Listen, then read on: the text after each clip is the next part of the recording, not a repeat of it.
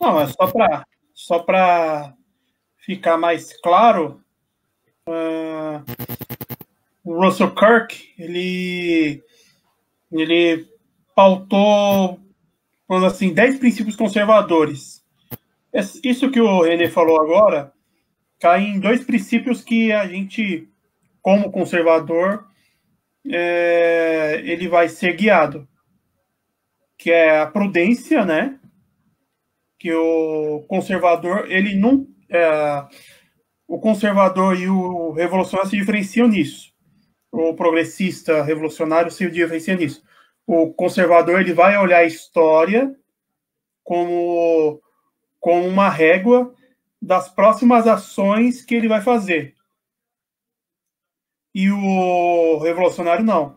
Ele olha a história e vê que se a história não satisfez um ponto, ou, vamos dizer assim, se o revolucionário vê que a história para ele não tem aquilo que ele vê como o ideal, então ele vai e se torna... Ele quer fazer uma mudança totalmente, uma guinada a 180 graus, vamos dizer assim. Vamos dizer assim que, por exemplo, um conservador, ele vai mudar a história, conforme a história anterior vem falando. Se a história anterior vem falando que a tendência é que a gente pense mais em um ponto X, esse ponto X ele vai se cumprindo naturalmente. E o revolucionário não, ele vai fazer por métodos violentos ou não, que esse ponto X ocorra. E um outro princípio também, que é o conservador, ele percebe do poder e das paixões humanas. Então, o conservador, ele vai pensar no seguinte ponto: eu sou uma pessoa, um ser humano imperfeito, então, como ser humano imperfeito, eu não posso me dar ao luxo de que essa minha cabeça aqui vai ter as soluções do mundo. Então, o conservador, ele vai saber que ele não tem a solução para todos os problemas, diferente do revolucionário. O revolucionário sempre vai saber de tudo, sempre vai saber das soluções. E tem até um terceiro princípio também, que é o princípio da imperfectibilidade, que o conservador, ele é imperfeito pela natureza. Um cristão, ele vai saber que é imperfeito porque houve a queda em Adão, e então todos pecaram. Vamos dizer assim. O progressista, ele vai se achar acima do pecado, do pecado, né, em aspas, acima de uma imperfeição, onde todas as mazelas, por exemplo, se você perguntar para um progressista qual é a solução para resolver a economia, ele vai te dar uma resposta. Ele vai te dar uma resposta na hora. Ele vai taxa rico, expropria banco, ele vai falar alguma coisa. Se você falar como resolver a pobreza, ele vai falar de uma forma. Como que resolve o Covid? Enfia todo mundo de casa e fica todo mundo lá. Ele te dá uma solução sempre. O conservador não, ele vai pelo princípio da imperfectibilidade dele, pelo princípio de ele vai se conter a dizer: nós temos que ver o que a história nos diz para nós tomarmos as ações. O cara que é conservador, ele vai olhar: nossa, lá no século XVI tivemos uma peste que dizimou 25% da população mundial. Como que eles contiveram? X, Y, Z. Então, vamos ver, essa pandemia, ela tem esse potencial? Não. Então, nós podemos relaxar um pouco? Podemos, sim, porque isso. Não podemos, porque ele sempre vai analisar todos os lados.